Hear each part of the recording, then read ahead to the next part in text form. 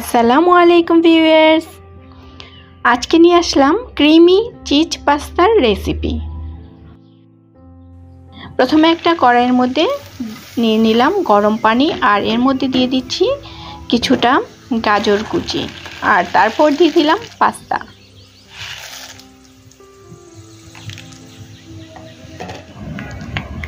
এখন এর মাঝে দিয়ে দিব লবণ পরিমাণ মতো।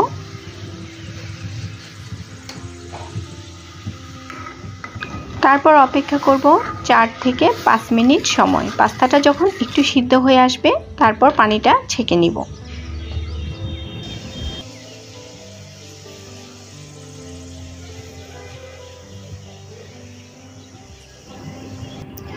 পানিটা এখন একটা ছাঁকনির সাহায্যে ছেঁকে নিচ্ছি, আর এর মাঝে ঠান্ডা পানি দিয়ে আমি ধুয়ে নিচ্ছি যেন একটার গায়ে আরেকটা না লেগে যায়।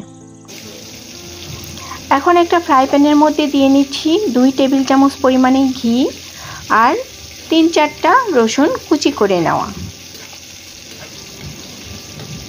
হালকা একটু ব্রাউনি কালার চলে আসা পর্যন্ত ভেজে নিচ্ছি। আর এর মধ্যে দিয়ে দিলাম 1 টেবিল চামচ পরিমাণে ময়দা।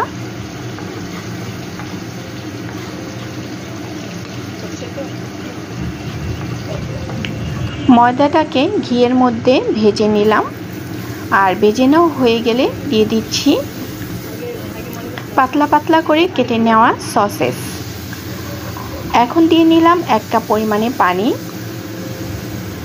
পানি দেওয়ার পর অনবরত নাড়তে থাকতে হবে। নাড়তে থাকলে যেটা হবে, এই যে আমি যে ময়দাটা দিয়েছি সেটা একটা ক্রিমি ভাব চলে আসবে। এখন দিয়ে দিলাম 1/2 চা চামচ পরিমাণে চিনি আর 1 চা চামচ পরিমাণে গুঁড়ো দুধ বা পাউডার দুধ। আপনারা পাউডার দুধের পরিবর্তে লিকুইড দুধও দিতে পারেন 1/2 কাপ পরিমাণে।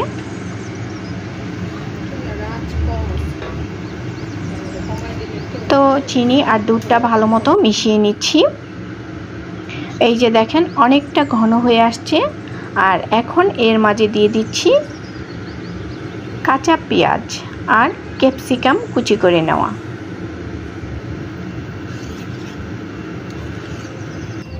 আবার একটু নেড়ে মিশিয়ে নিচ্ছি। এই যে সম্পূর্ণ ক্রিম আমার তৈরি হয়ে গিয়েছে। এখন আমি এর মাঝে পাস্তাগুলো ঢেলে দিব।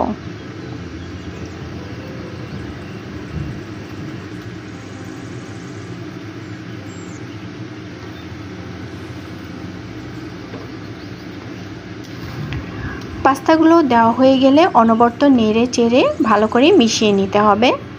বাস হয়ে গেল আমার ক্রিমি পাস্তা। এখন সুন্দর ফ্লেভার আসার জন্য দিয়ে দিলাম রোজমেরি।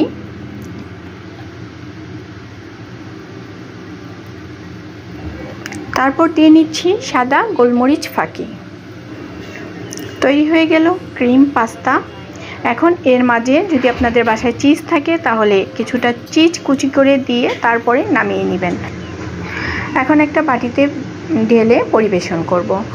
তো আমার রেসিপিটা কেমন লাগলো অবশ্যই কমেন্ট করে জানাবেন। ভালো লাগলে লাইক, কমেন্ট অ্যান্ড শেয়ার করবেন। আল্লাহ হাফেজ।